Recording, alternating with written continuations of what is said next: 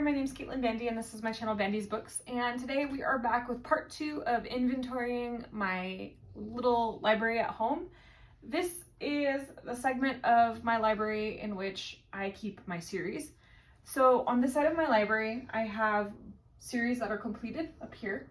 So up there are like some of my older, more epic series, and down here are like series that I've already got all of the books in the set. And then this shelf that's empty right here, which I'm already working on organizing, is series that I have multiple books for but are yet to be completed. And then on the opposite side over here, I have series where I've only got one book of the series so far. And then up there I have a couple old epic series that, are up and out of the way. So we are going to be inventorying all of the different books and then just kind of reorganizing, because there's a couple cases where I've bought books for the series in the last few months, and so we're just going to rearrange things and clean everything up, reorganize my shelves, make everything look shiny and new.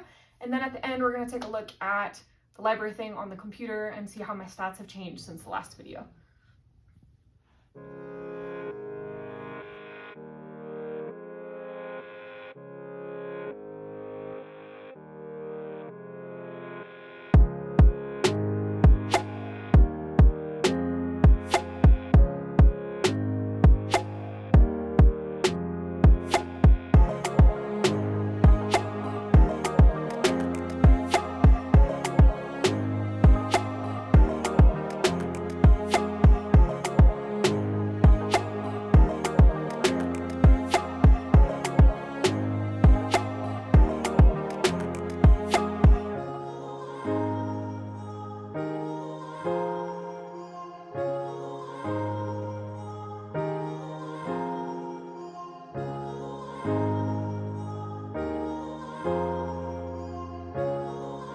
Okay, so since we've added all of my series into library thing, you can see that my total is up to 404 books.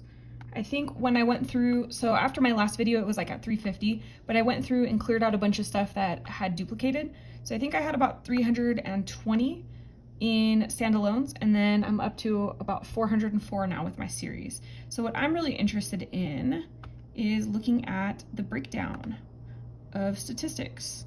So we have down here, you can see 71 series started now, which is quite a lot. So this shows you all the different series that I have on my shelves. I think this is pretty cool. So I like that it shows that I have, like how many books in each series I have, so that I can look and see like what I'm missing. Okay. So we looked at this last time. I think this is a lot of fun. This is obviously how the size of my library is growing.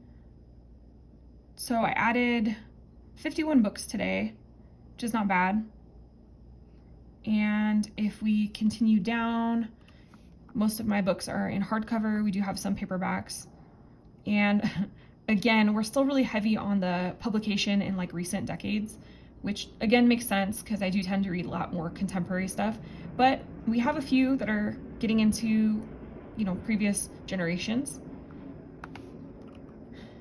And let's see where my book stack is now.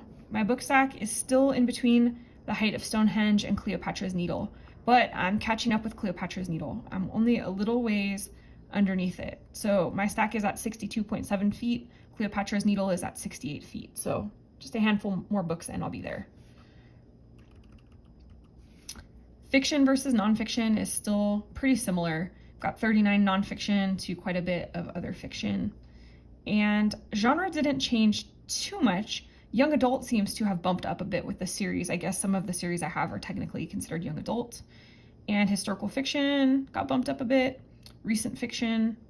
But otherwise, this stayed kind of the same. Science fiction has a little bigger chunk now. LGBTQ got bumped a little bit. Mystery. So, I mean, this breakdown is pretty similar. I think the biggest changes there are that historical fiction got a little extra and young adult got a little extra.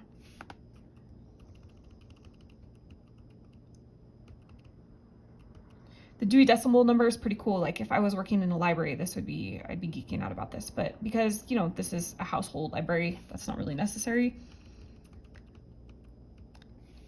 And again, these different categories are pretty cool. So we have books with series, books with awards, events, places, lists, related movies. Oh, this might be kind of cool. So we have books that have been turned into movies. So that's kind of interesting. I am not the best for movie references, so it's kind of interesting to know. Oh, look, it even shows what's in development. Oh my gosh, I had no idea. So Children of Blood and Bone by Tomiya Adeyemi is actually in development right now. That's pretty cool.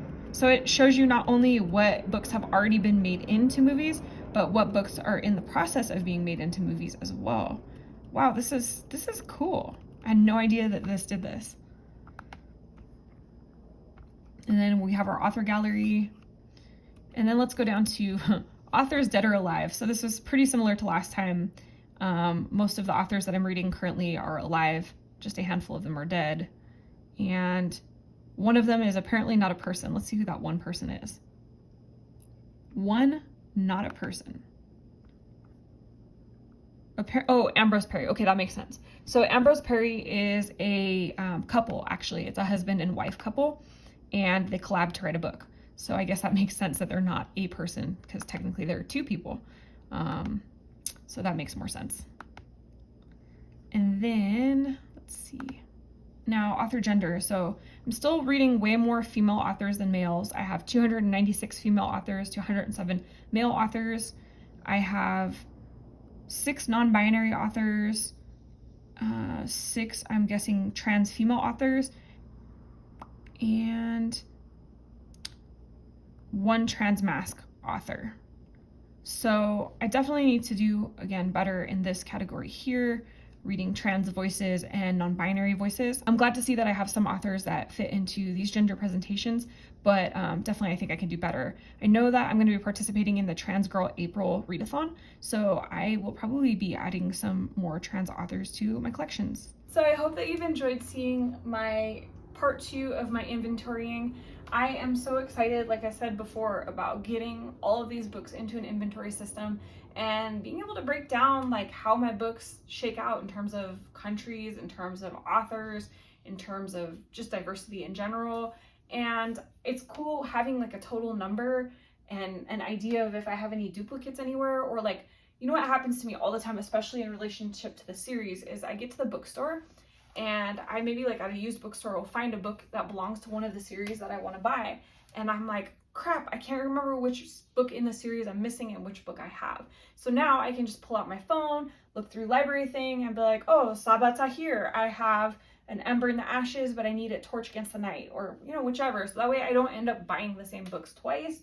I'm really excited, and it'll help me organize like my wish list to kind of add in the books that I'm missing from the various series that I have so I can complete them. It is such a handy tool. I'm really excited. So that's the end of this inventory project. I hope that you've enjoyed it. If you did, hit the thumbs up button and let me know down below, how do you keep track of the books that you're missing from series? And if you're not already subscribed to this channel, you know what to do. Hit that subscribe button as well as the notification bell. That way you never miss a video, and we'll see each other again soon. Thanks so much for joining. Bye.